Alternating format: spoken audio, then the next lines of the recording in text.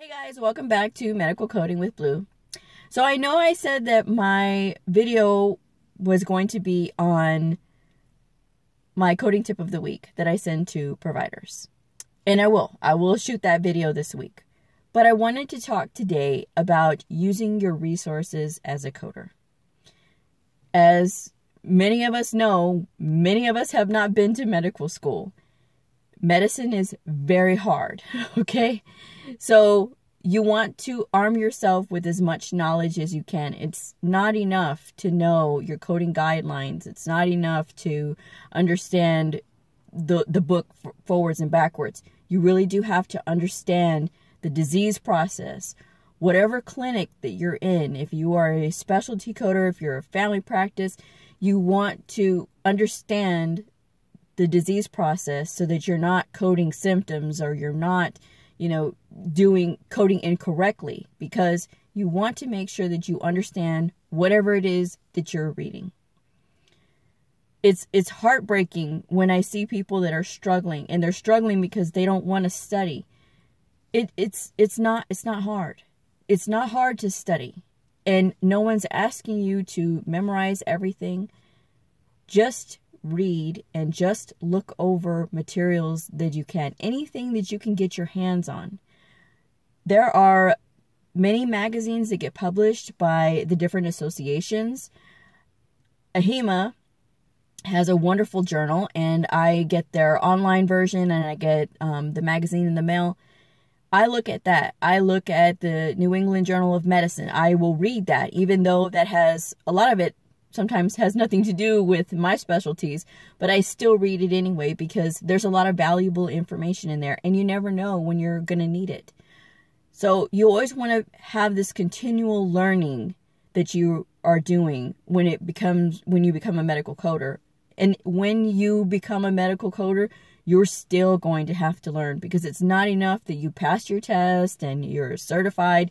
You're still going to have to learn, because everything is constantly changing. The codes change, coding guidelines, they change. There's a lot of things that go into it. So it's going to be a continual process of learning.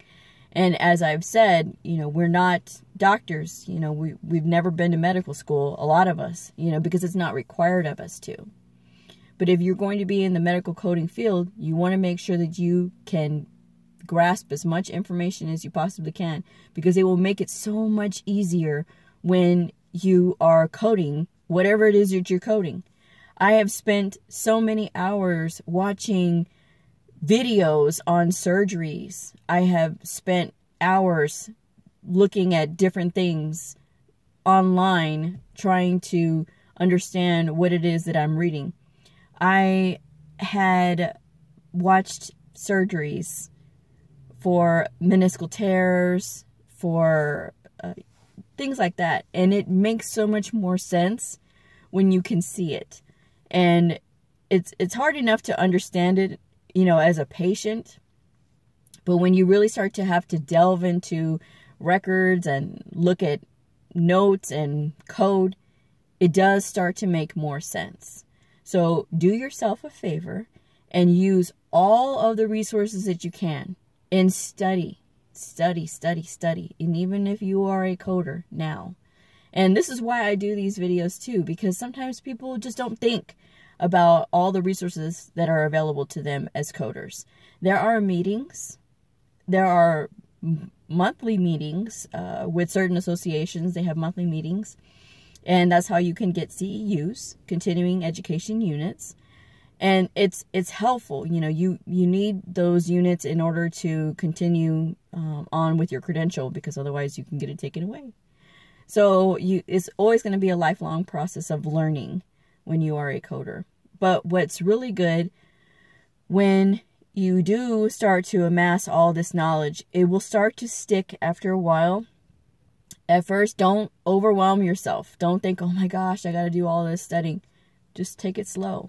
I've been a coder for just over 10 years, and I'm still learning. But I do feel like I'm getting sharper with my knowledge of disease process.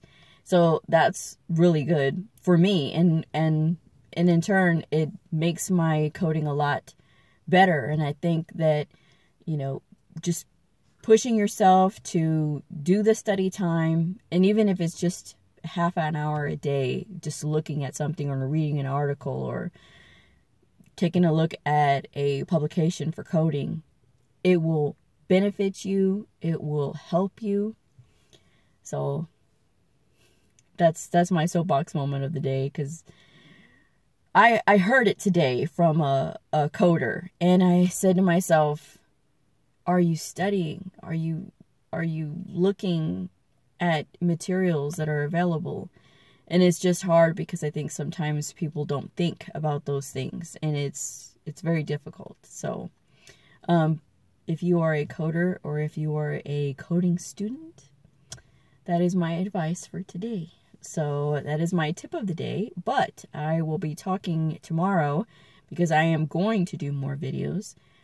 I am doing tomorrow's video on my coding tip of the day that I send out to providers. But that is all for now.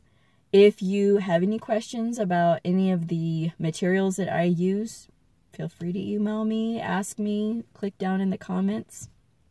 I know this was a little talky video today, and that's okay, I guess.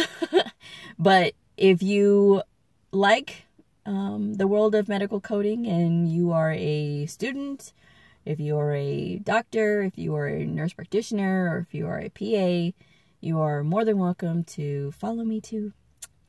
So anyway, like I said, my videos will get better with time.